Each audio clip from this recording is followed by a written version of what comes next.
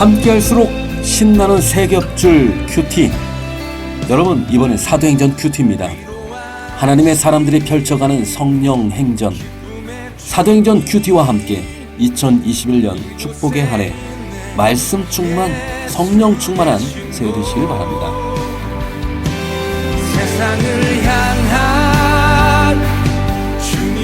오늘은 사도행전 3장인데요.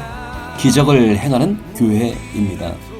사도행전 3장 간추린 내용 지금부터 시작합니다. 사도행전 3장은 두 가지 내용을 담고 있습니다. 첫째, 베드로가 성전에서 행한 기적, 그리고 베드로가 선포한 복음의 말씀.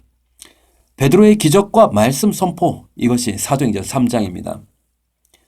자, 먼저 베드로가 행한 놀라운 기적의 사건입니다. 날 때부터 단 한 번도 걸어보지 못한 성전 문 앞에서 늘 구걸하던 사람, 그 사람을 예수의 이름으로 베드로가 치유한 기적의 사건입니다. 베드로와 요한은 정해진 기도 시간에 성전에 가서 기도를 하는데요. 미문이라고 하는 성전 문 앞에 앉아 돈을 달라 구걸하는 장애인이 있었습니다. 날 때부터 단 한 번도 걸어보지 못한 사람인데요. 그날도 그 자리에 그 사람이 있었죠. 늘 그냥 지나쳤던 베드로와 요한. 그날은 그를 주목했습니다. 그리고 그에게 다가가 우리를 보라 말합니다. 구걸하던 자가 무엇을 얻을까 하여 고개를 들고 바라볼 때 베드로가 그에게 치유를 선포합니다. 예수의 이름으로 선포합니다.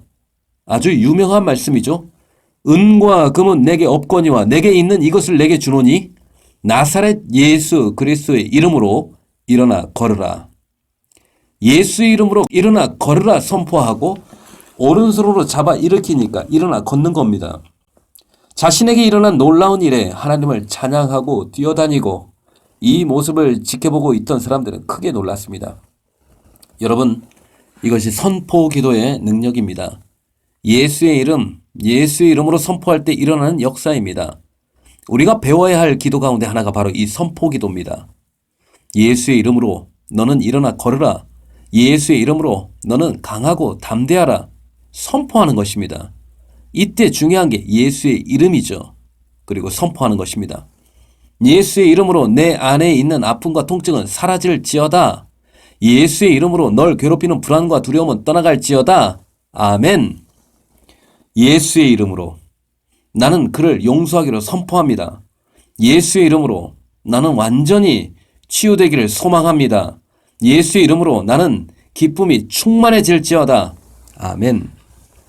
예수 믿는 우리에게, 예수의 이름으로 기도하는 우리에게 예수님은 이미 이런 치유의 능력과 권세와 믿음을 주신 줄 믿습니다.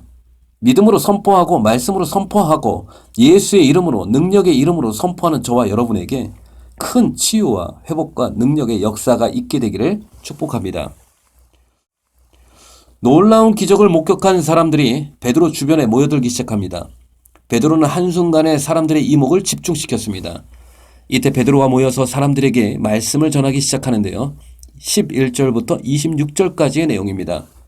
베드로가 전한 메시지의 핵심은 이겁니다. 너희가 방금 본 이 기적은 우리 개인의 권능과 능력에서 온 게 아니다. 이 기적은 어디에서 왔느냐? 바로 예수. 너희가 죽인 예수. 하나님이 다시 살리신 예수. 우리가 증거하고 우리가 믿는 예수. 그 예수의 이름, 그 이름으로부터 능력과 기적이 온 것이다. 너희도 예수를 믿으면 이 사람처럼 예수의 이름의 권세로서 치유되고 완전하게 될 것이다. 그러므로 너희가 회개하고 돌이켜 주 예수를 믿으라. 그리하면 너희가 살리라. 이것이 베드로의 메시지인 것입니다. 사도행전 3장은 마치 예수님이 말씀을 가르치는 방식과 흡사합니다. 먼저 기적을 베푸시고 그 기적과 관련된 말씀을 가르쳐 주십니다. 예를 들어 오병이어의 기적을 행하신 후 생명의 떡이신 예수님에 대해서 말씀을 가르쳐 주셨습니다. 죽은 나사로를 살리신 기적을 행하신 후에 부활이요 생명이신 예수님에 대해서 말씀을 또 가르쳐 주셨습니다.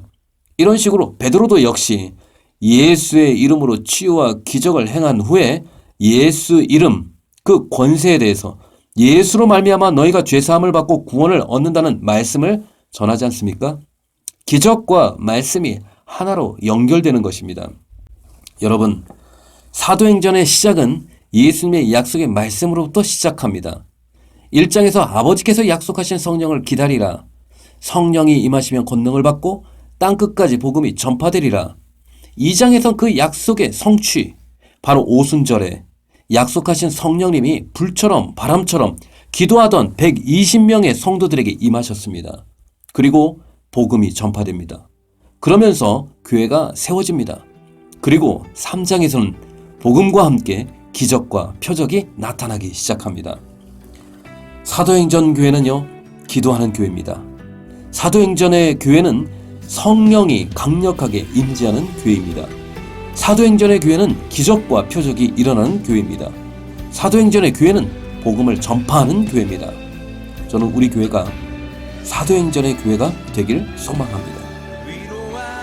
하나님 아버지, 우리가 사도행전의 교회를 꿈꿉니다. 성령님이 임하시는 교회, 기도하는 교회, 기적과 표적이 일어나는 교회, 그리하여 복음이 왕성하게 전파되는 교회, 주께서 그런 영광스러운 교회를 이곳에 세워 주시옵소서. 예수님의 이름으로 기도합니다. 아멘.